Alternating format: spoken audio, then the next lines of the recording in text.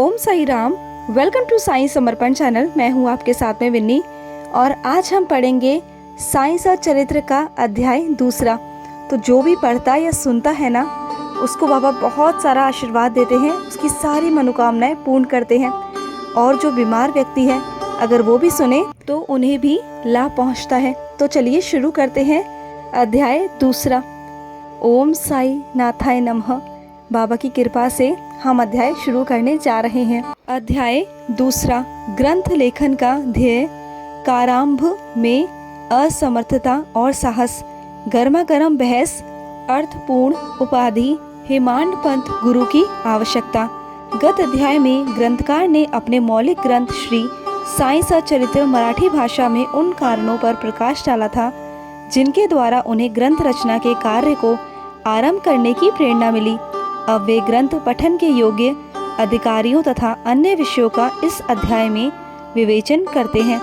ग्रंथ लेखन का हेतु, किस प्रकार विषु, चिका, हैजा के रोग के प्रकोप को आटा पिसवाकर तथा उनको ग्राम के बाहर फेंकवाकर रोका तथा उनका उन्मूलन किया। बाबा की इस लीला का प्रथम अध्याय में वर्णन किया जा चुका है। मैंने और भी लीलाएं सुनी जिससे मेरे हृदय को अति आनंद हुआ और यही आनंद का स्रोत काव्य रूप में प्रकट हुआ।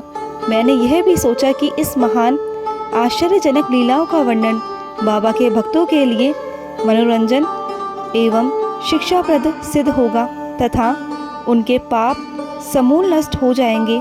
इसलिए मैंने बाबा की पवित्र जीवन गाथा और उनके मधुर उपदेशों का लेखन प्रारंभ कर दिया। श्री साईं की जीवनी न तो उलझनपूर्ण है और न ही संकीर्ण ही, वर्ण सत्य और आध्यात्मिक मार्ग का वास्तविक दिग्दर्शन कराती है। कार्य आरंभ करने से असमर्थता और साहस। श्री हेमांड पंथ को यह विचार आया कि मैं इस कार्य के लिए उपयुक्त पात्र नहीं हूँ। मैं तो अपने परम मित्र की जीवनी से भी भली भांति परिचित नहीं हूँ और न ही अपनी प्रकृति से। तब फिर मुझ सरीखे मूढ़मती भला एक महान संत पुरुष की जीवनी लिखने का दुस्साहस कैसे कर सकता है। अवतारों की प्रवृत्ति के वर्णन में वेद भी अपनी असमर्थता प्रकट करते हैं। किसी संत का चरित्र समझने के लिए स्वयं को पहले संत होना नितांत आवश्यक है। फिर मैं तो उनका गुणगान करने के सर्वथा अयोग्य ही हूँ।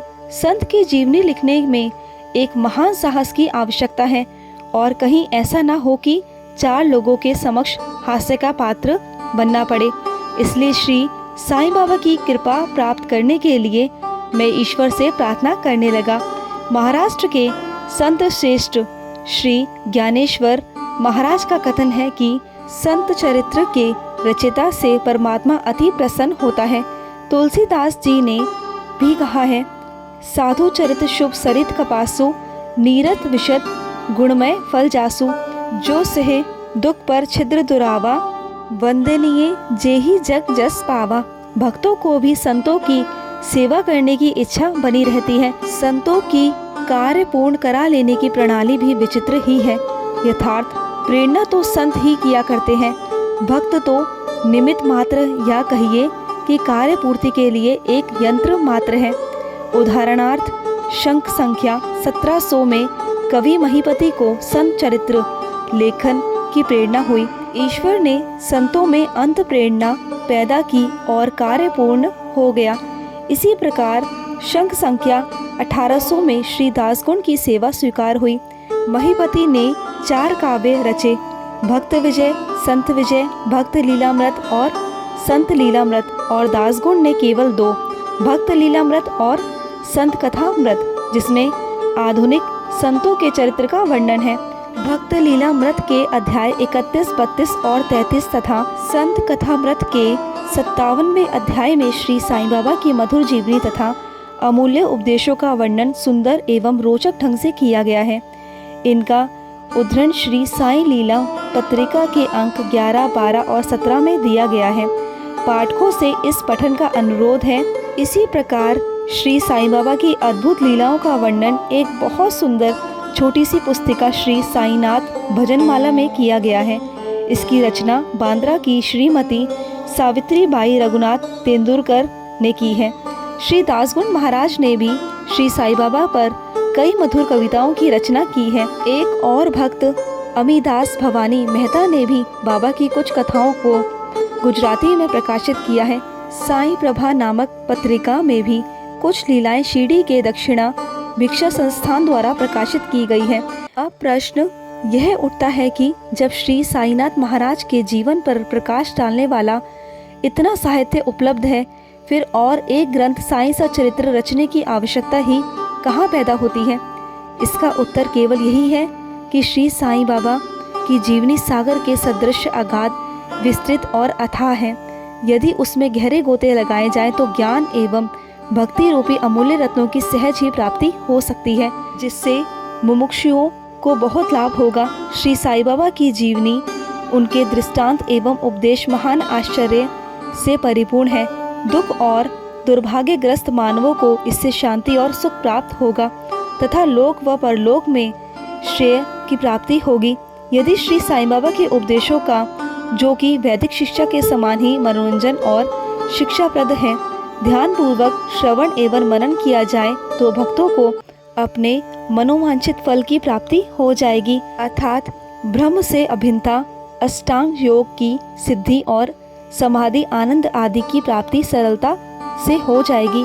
यह सोचकर ही मैंने चरित्र की कथाओं को संकलित करना प्रारंभ कर दिया। साथ ही यह विचार भी आया कि मेरे लिए सबसे उत्तम साधन भी केवल यही है कि जो भोले भाले प्राणी श्री साईं बाबा के दर्शनों से अपने नेत्र सफल करने के सौभाग्य से वंचित रहे, उन्हें यह चरित्र अति आनंददायक प्रतीत होगा।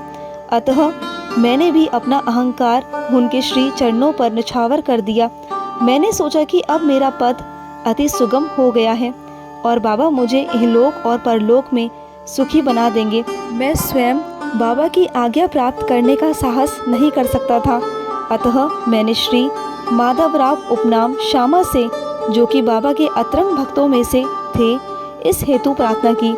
उन्होंने इस कार्य की निमित्त श्री साईं बाबा से विनम्र शब्दों में इस प्रकार प्रार्थना की, ये अन्ना साहिब आपकी जीवनी लिखने के लिए अति उत्सुक है, परंतु आप कृपया ऐसा न कहना कि मैं तो एक फकीर हूँ तथा मेरी जीवनी लिखने की आवश्यकता ही क्या है, कि केवल कृपा और अनुमति से ही ये लिख सकेंगे तथा आपके श्री चरणों का पुण्य प्रताप ही इस कार्य को सफल बना देगा।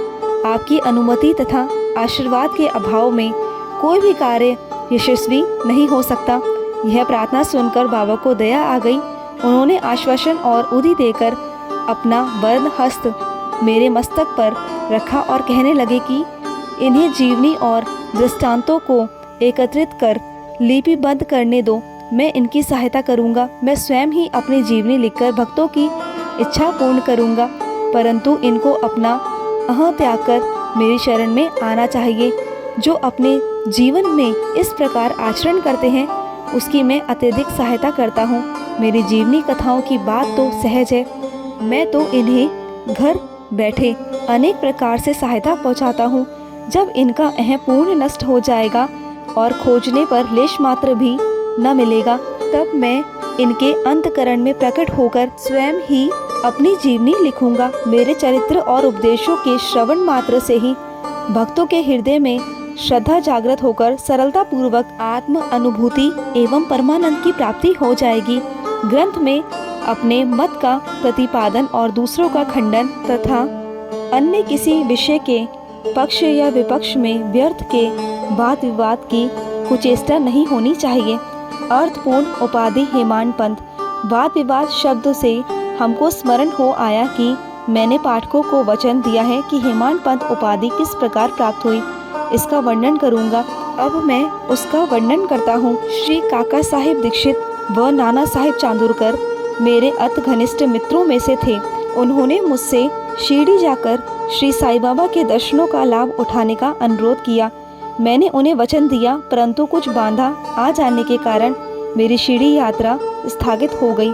मेरे एक घनिष्ठ मित्र का पुत्र लोनावला में रोगग्रस्त हो गया था। उन्होंने सभी संभव अति भौतिक और आध्यात्मिक उपचार किए, परंतु सभी प्रयत्न निष्फल हुए और ज्वर किसी प्रकार भी कम न हुआ। यह घटना देखकर मुझे विचार आया कि जब गुरु एक बालक के प्राणों की भी रक्षा करने में असमर्थ है तब उसकी उपयोगिता ही क्या है।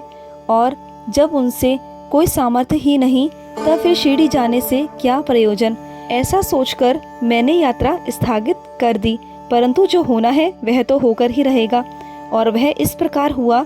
प्रांताधिकारी नाना साहेब चांदोरकर बसई के दौरे पर जा रहे थे। वे ठाणा से दादर पहुंचे और बसई जाने वाली गाड़ी की प्रतीक्षा कर रहे थे। उसी समय बांद्रा लोकल आ पहुंची, जिसमें बैठकर वे बांद्रा पहुंचे तथा शिरडी यात्रा स्थगित करने के लिए मुझे आड़े हाथों लिया। नाना साहेब का तर्क मुझे उचित तथा सुखदायी प्रतीत हुआ और इसके फलस्वरूप मैंने उसी रात्रि शिरडी जाने का निश्चय किया और सामान बांधकर शिरडी को प्रस्थान कर दिया। मैंने सीधे दादर जाकर वहां से मनमाड़ की गाड़ी पकड़ने का कार्यक्रम बनाया। इस निश्चित के अनुसार मैंने दादर जाने वाली गाड़ी के डिब्बे में प्रवेश किया। गाड़ी छूटने ही वाली थी कि इतने में एक यवन मेरे डिब्बे में आया और मेरा सामान देकर मुझसे मेरा गंतव्य स्थान पूछने लगा। मैंने अपना कार्यक्रम उसे बतला दिया। उसने मुझसे कहा कि मनमाड़ की गाड़ी दादर पर खड़ी नहीं होती, इसलिए सीधे बोरी बंदर से होकर जाओ। यदि यह एक साधारण सी घटना घटित न होती तो मैं अपने कार्यक्रम के अनुसार दूसरे दिन शिरडी न पहुंच सकने के कारण अनेक प्रकार की शंका कुशंकाओं से घिर जाता, परंतु ऐसा घटित न था। भाग्य ने साथ दिया और दूसरे दिन 9-10 बजे के पूर्व ही मैं शिरडी पहुंच गया।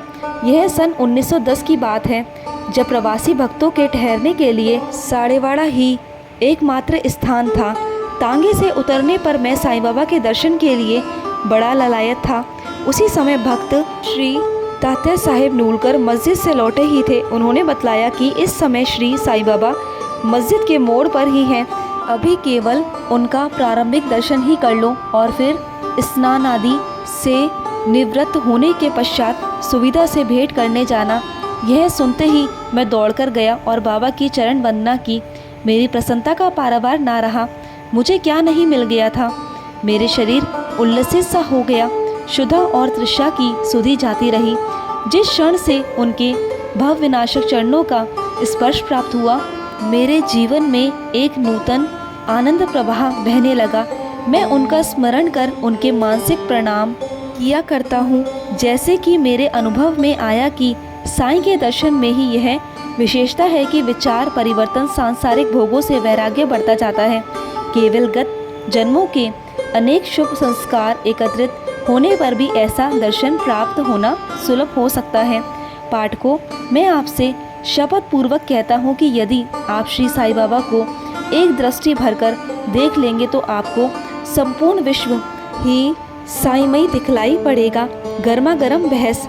शिरडी पहुँचने के प्रथम दिन ही बाला साहिब तथा मेरे बीच गुरु की आवश्यकता पर वाद विवाद छिड़ गया। मेरा मत था कि स्वतंत्रता त्याग कर पराधीन क्यों होना, और जब कर्म करना पड़ता है तब गुरु की आवश्यकता ही कहाँ रही।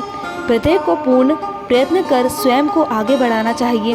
गुरु शिष्य के लिए करता ही क्या है, वह तो सुख से निद्रा का आनंद लेता है। इस प्रकार मैंने स्वतंत्रता का पक्ष लिया और बाला साहिब ने प्राबंध का। उन्होंने कहा कि जो विधि लिखित है वह घटित होकर रहेगा। इसमें उच्च कोटि के महापुरुष भी असफल हो गए हैं। कहावत है, मेरे मन कछु और है, विधाता के कछु और। फिर परामर्श युक्त शब्दों में बोले, भाई साहब, यह नीरी विद्यता छोड़ दो, यह अहंकार तुम्हारी कुछ भी सहायता न कर सकेगा। इस प्रकार दोनों पक्षों के खंडन मंडन में लगभग 1 घंटा व्यतीत हो गया और सदैव की भांति कोई निष्कर्ष न निकल सका। इसलिए तंग और विवश होकर विवाद स्थगित करना पड़ा। इसका परिणाम यह हुआ कि मेरी मानसिक शांति भंग हो गई तथा मुझे अनुभव हुआ कि जब तक घोर दैहिक बुद्धि और अहंकार न हो तब तक विवाद संभव नहीं। वस्तुतः यह अहंकार ही विवाद की जड़ है। जब अन्य लोगों के साथ मैं मस्जिद गया तब बाबा ने काका साहब को संबोधित कर प्रश्न किया कि साड़ेवाड़ा में क्या चल रहा था, किस विषय में विवाद था। फिर मेरी ओर दृष्टिपात कर बोले कि इन हेमान पंत ने क्या कहा। यह शब्द सुनकर मुझे अधिक अचंभा हुआ। साड़ेवाड़ा और मस्जिद में पर्याप्त अंतर था।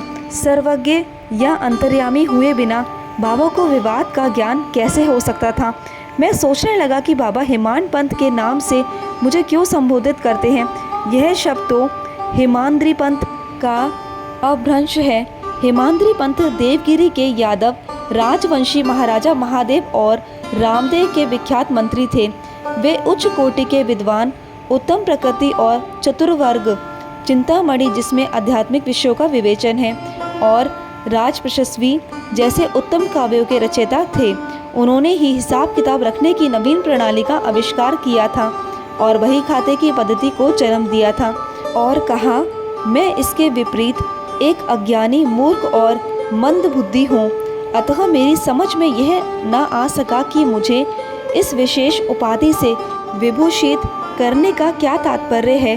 गहन विचार करने पर मैं इस निष्कर्ष पर पहुंचा कि कहीं मेरे अहंकार को चूर्ण करने के लिए ही तो बाबा ने इस अस्त्र का प्रयोग नहीं किया है, ताकि मैं भविष्य में सदैव के लिए निर्भिमानी एवं विनम्र हो जाऊं, अथवा कहीं यह मेरे वाक्य चातुर्य के उपलक्ष्य में मेरी प्रशंसा तो नहीं है। भविष्य पर दृष्टिपात करने से प्रतीत होता है कि बाबा के द्वारा हेमांड पंथ की उपाधि से विभूषित करना कितना अर्थपूर्ण और भविष्य गोचर था। सर्वविदित है कि कालांतर में दाभोलकर ने श्री साईं बाबा संस्थान का प्रबंध करने सुचारू एवं विद्वत्तापूर्ण ढंग से किया। हिसाब किताब आदि कितने उत्तम प्रकार से रखे तथा साथ ही साथ महाकाव्य साईं सचरित्र की रचना भी की। इस ग्रंथ में महत्वपूर्ण और आध्यात्मिक विषयों जैसे ज्ञान, भक्ति, वैराग्य, शरणागति व आत्मनिवेदन आदि का समावेश है।